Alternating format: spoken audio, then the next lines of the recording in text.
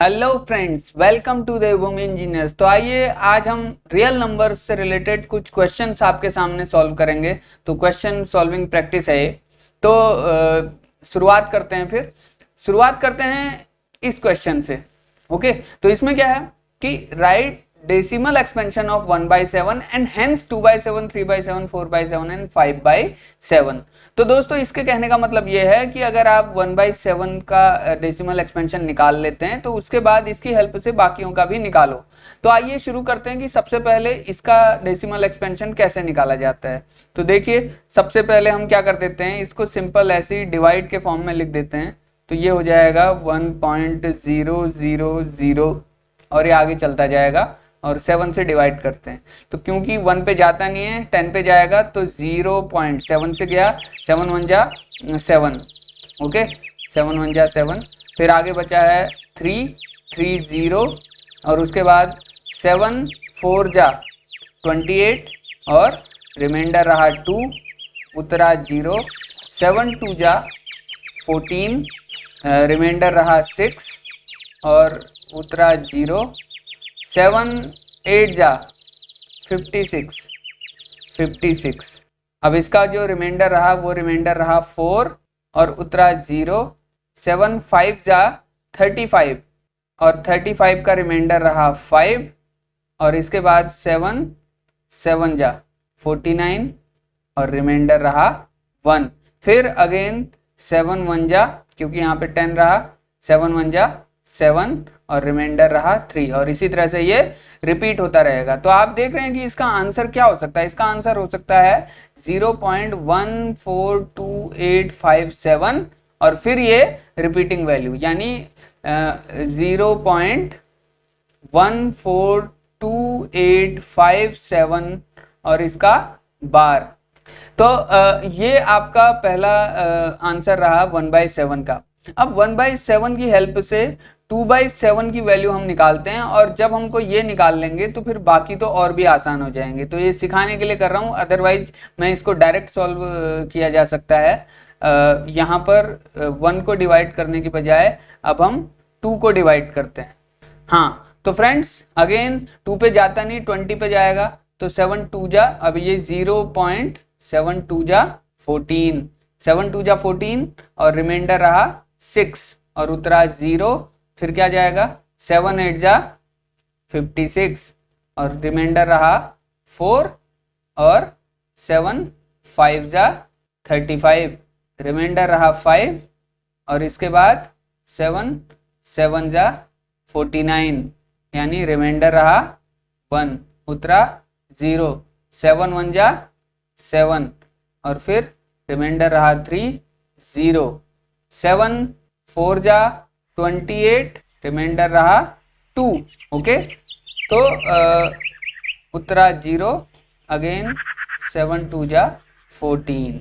Okay, तो friends आपने देखा ये जो 2/7 की वैल्यू आई है, तो आपने देखा कि ये वैल्यूज आई है इसमें और ये 1/7 की वैल्यू में काफ़ी हद तक सिमिलैरिटी है। आप देखते हैं कैसे सिमिलैरिटी है, जैसे ये 1 4 2 8 5 7 है और ये यहाँ पर 1 4, अगर ये रिपीट होता तो ये 2 8 5 7 इस तरह से आता। तो यानी ये वाला डिजिट्स ये 1/7 में एक रिपीटिंग वैल्यू है। तो 2/7 में जो भी जितनी बार भी जाएगा, जैसे सपोज 7 से 2 में जा रहा है, कितनी बार, 7 से 2 में जा रहा है 2 बार, तो यहाँ पर 2 आया और 2 के बाद का ये सारी डिजिट्स फिर रिपीट हो रही हैं। तो यहाँ पर देख रहे हैं कि 2 के बाद की सारी वैल्यू और फिर ये रिपीट हो रही हैं अगर हम इसको डिवाइड कर रहे हैं। इसी तरह से 3 वाले में क्या होगा, 3 वाले में अगर मैं ये कहता हूँ 3.0 पे 7 से डिवाइड करो तो ये हो जाएगा 0.7 4 जा 28 यानी 4 के बाद की जितनी भी डिजिट्स हैं वो सारी रिपीटिंग वैल्यू होंगी और उस पर बार आ जाएगा। यानी 4 है, 4 के बाद 2 8 5 7 1, 2 8 5 7 1, इस तरह से सारी वैल्यूज रिपीट होंगी और इस पे बार आ जाएगा। तो 3/7 की वैल्यू इस तरह से निकालेंगे। उसी तरह से 4/7 की वैल्यू अगर मेरे को निकालनी है, यानी 4.0/7, तो ये क्या आ जाएगा, 7 का डिवाइड 4 में तो नहीं जाएगा, लेकिन 40 में 5 टाइम्स जाता है, 5। तो 5 के बाद का रिपीटेशन हो जाएगा, यानी 5 7 1, फिर 4 2 8, यानी 5 7 1 4 2 8, और इस पे आ जाएगा पूरा बार, और अगेन ये वैल्यूज रिपीट होती जाएंगी। इसी तरह से अगर मैं 5/7 की वैल्यू निकालना चाहता हूं, तो 5/7 की क्या वैल्यू होगी, ये होगी 0 पॉइंट, अब 7 का भागा डिवाइड 50 में कितनी बार जाएगा, 7 बार, तो यहाँ पर 7 आता है, तो 7 के बाद वाली सारी वैल्यूज रिपीट होंगी, यानी 7 1 4 2 8 5, 7 1 4 2 8 5, तो इस तरह से रिपीट होती जाएगी, और हम देखते हैं कि इस तरह से आपके सारे आंसर निकलते जाते हैं। और यही मीनिंग था, एंड हेंस 2/7 3/7 4/7 5/7 मैंने डिवाइड किया केवल 2 बार के लिए, एक बार मैंने 1 को और एक बार मैंने 2 को, और बाकी सारी वैल्यूज मैंने उसी की हेल्प से निकाल ली। तो ये इस तरह का आप सॉल्यूशन कर सकते हैं। That's it for this question. Now friends, ये आपके सामने क्वेश्चन है 0.9999 up to infinity in form of p by q. ये एक रैशनल नंबर होगा फ्रेंड्स, क्योंकि आपको पता है हम इसको इस तरह से भी लिख सकते हैं 0.9 का बार, और इसका मतलब होता है कि रिपीटिंग वैल्यू। तो जो रिपीटिंग वैल्यू होती है, तो वो भले ही इंफिनिटी तक जाएं, रिपीटिंग होने की वजह से वो एक रैशनल नंबर होता है। ओके, तो अब हम इसकी वैल्यूज को p बाई क्यू के फॉर्म में निकालना चाहते हैं। तो p बाई क्यू के फॉर्म में हम क्या करेंगे, सबसे पहले हम इसकी वैल्यूज को कंसीडर करेंगे x के इक्विवेलेंट, और वो हो जाएगा इक्वेशन नंबर 1। ओके, इसके बाद मैं क्या करूंगा, मैंने इक्वेशन के दोनों साइड को 10 से मल्टीप्लाई कर देना है। तो जब मैं 10 से मल्टीप्लाई करूंगा तो 0.1 प्लेस राइट साइड को शिफ्ट हो जाएगा, तो ये वैल्यू हो जाएगी 9.9 बार इक्वल टू 10x। ओके, तो ये भी हो जाएगी दूसरी इक्वेशन। ओके, तो इस दूसरी इक्वेशन से पहली वाली इक्वेशन को अगर मैं माइनस करूंगा, तो पॉइंट के बाद वाला पूरा जो है वो माइनस हो जाएगा, सब्ट्रैक्ट हो जाएगा। तो बचेगा क्या, बचेगा ये 9.0, और 10x से x गया, इसकी वैल्यू हो जाएगी 9x। अब इसके बाद क्या हो जाएगा, x equal to 9/9 equal to 1। तो देखिए फ्रेंड्स, ये एक सरप्राइजिंगली कंक्लूजन आपको निकला, x की वैल्यू निकल गई 1, और इसका मतलब ये है कि जब हम 0.9999 को इनफाइनाइट टाइम्स हम लिखते हैं, तो उसकी वैल्यू लगभग 1 के बराबर हो जाती है। ओके, तो ये आपका आंसर है। So that's it for this question. Now friends, this question, इसमें क्या करना है कि find the rational number between √2 and √3। इससे पहले कि हम क्वेश्चन सॉल्व करें, आपको ये पता होना चाहिए कि √2 और √3 दो ये इर्रेशनल नंबर हैं। इर्रेशनल नंबर क्या होते हैं, जब भी प्राइम नंबर के जो रूट्स होते हैं वो एक इर्रेशनल होते हैं। उसी के साथ साथ कुछ स्पेसिफिक टाइप के जो कंपाउंड नंबर होते हैं, उनका भी रूट एक इर्रेशनल होता है। तो √2 जिस तरह से इर्रेशनल है, √3 इर्रेशनल है, और √6 भी इर्रेशनल होगा, भले ही 6 एक कंपाउंड नंबर है।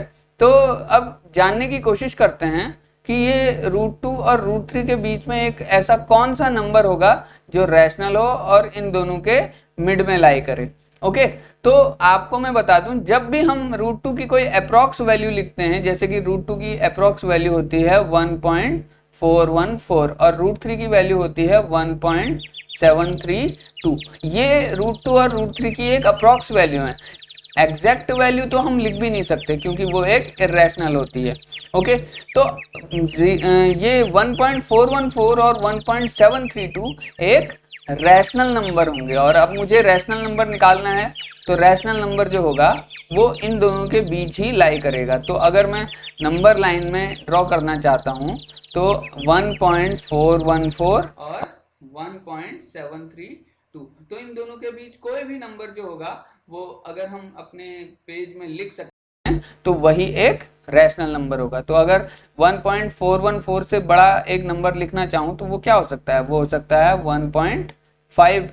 ओके, अगर मैं 1.7 से छोटा और 1.4 से बड़ा लिखना चाहूँ तो वो हो सकता है 1.6। तो 1.5 और 1.6 के बीच में जितने भी रैशनल नंबर अगर हम लिख पाए, फॉर एग्जांपल 1.51 या फिर 1.52 या फिर 1.53 या फिर 1.54, ये सारे के सारे नंबर रैशनल भी होंगे और √2 और √3 के बीच में भी लाई करेंगे। So that's it for it. अब ये जो अगला वाला क्वेश्चन है फ्रेंड्स, जिसमें आपको निकालना है रैशनल नंबर बिटवीन 2√3 एंड √15। अब √2√3 और √15 को सॉल्व करने से पहले हम इनकी एक अप्रॉक्स वैल्यू, जैसे 2√3 को अगर हम सॉल्व करना चाहें तो 2√3 को सॉल्व कैसे करेंगे, 2 को हम रूट के अंदर ले जाते हैं, तो रूट के अंदर ले जाने के लिए ये हो जाएगा 2 × 2 × 3 और √15 की वैल्यू तो √15 ही होगी। ओके, तो 2 × 2 4, 4 3 जा 12, तो √12 और √15। तो √12 और √15 के बीच में कोई भी रैशनल नंबर हम निकाल सकते हैं। कैसे निकालेंगे, हम √12 की एक अप्रॉक्स वैल्यू लेते हैं। तो √12 की एक अप्रॉक्स वैल्यू क्या होती है, वो होती है 3.46। ओके, तो इसके बाद हम √15 की एक अप्रॉक्स वैल्यू लेते हैं और वो वैल्यू होती है 3.87।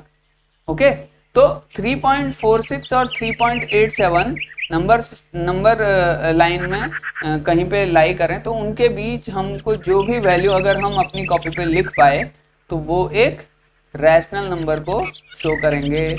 तो रैशनल नंबर को हम कैसे लिख सकते हैं इसमें, इस वाले केस में, तो रैशनल नंबर 0.46 से बड़ा कोई भी हो सकता है, यानी 3.5, और 0.87 से छोटा कुछ भी हो सकता है, यानी 3.7 मैंने ले लिया। अब 3.5 और 3.7 के बीच में जिस तरह से पहले एग्जाम्पल में हमने सॉल्व किया था, कोई भी नंबर आप लिखेंगे और वो एक रैशनल नंबर होगा। तो इस तरह से हम रैशनल नंबर 2√3 और √15 के बीच फाइंड आउट कर सकते हैं।